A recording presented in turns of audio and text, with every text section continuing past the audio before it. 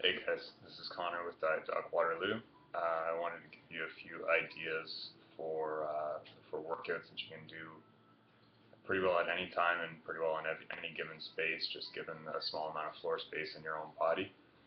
Um, there are no excuse workouts, and there are plenty of options for people that have zero movement skill or people that have advanced movement skill and advanced strength. That only require your body as equipment and that only require 5 or 10 minutes to get a pretty good workout. It's never going to replace a full strength and conditioning program or something, or a directed program for fat loss or whatever you might be doing otherwise.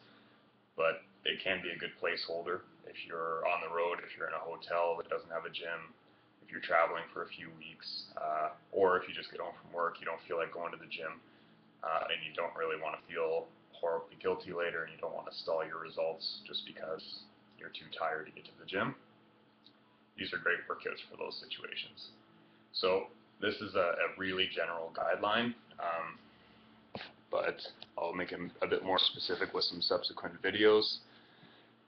Just to start out, I'm going to give you something that probably most people can do in some way or another, and then we'll go from there. So usually I would pick like 4 or 5 moves and perform them in circuit fashion so I can get through it more quickly. We use this a lot when we're traveling ourselves. So first move is almost always going to be a squat variation. So if I have very limited skill, I'll put my hands out in front for an air squat. I'll limit my range of motion so I don't have to go all the way down if I don't want to. If I have full range of motion, then of course use that full range of motion. Pump out some high reps. If that's too easy for you, if you do that all day, then you can go to something a bit more challenging. You do a reverse lunge, which means stepping back, lowering the knee, and back up to the top, which eventually ends up being essentially ends up being a squat on my front leg anyways. Or you could do a Cossack squat, like you may have seen in my other video, back and forth, which requires quite a bit more skill, but again, it's a little bit more challenging for the legs that way. And again, as high reps as you need to. The whole point is just to stimulate the muscle and move on. And then of course, after that we have to go to a push-up variation. Push-ups are pretty indispensable here. If you have limited strength, you can do a push-up from your knees. I'm not going to obviously demonstrate that. Or you can do a standard push-up, just hands under the shoulders, range of motion as you can handle. If that's too easy, then you can go do an archer push-up. I have another video for this on the YouTube page, where you just spread the hands a little bit wider, shift your body weight over one side, and I'm essentially doing a single arm push-up on the one arm, and the other arm is just there for support.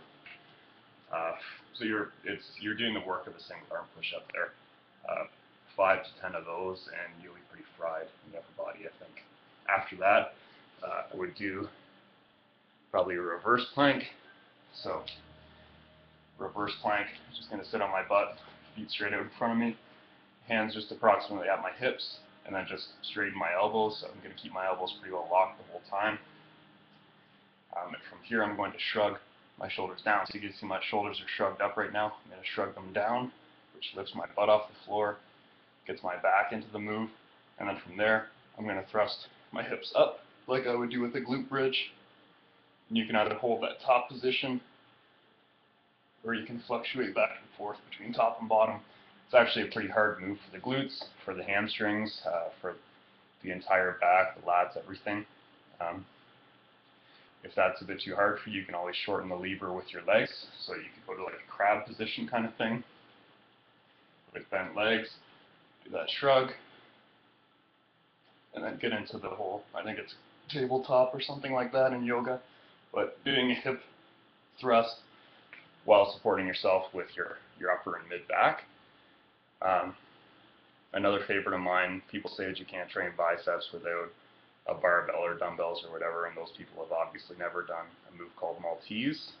You see gymnasts doing this in the Olympics and Pan Am Games and everything, obviously to a much greater degree than I can do, but for a Maltese, I want to get into a plank position, but my palms are going to face my feet, so my fingers are pointing towards my feet essentially and out to the sides a little bit. Start out in plank position, and then what I do is I take myself further forward past my shoulders. So this is your standard kind of plank, push-up, whatever. And there's a Maltese. So as I hold myself in that position, the back and the biceps stay really active to hold me there. It's really hard on the shoulders, on the biceps, and on the upper back in a good way. And after that, if you want to throw some core in there, a push-up plank, a standard plank, if those are hard enough for you, stick with those. Otherwise, you can do an extended plank walkout. I love these moves. They get a lot of good activation in serratus anterior. They make you activate your lats and everything as well. So for an extended plank walkout, I start in push-up position. I keep my feet stationary, and I walk my hands forward until I'm extended, just as the name implies.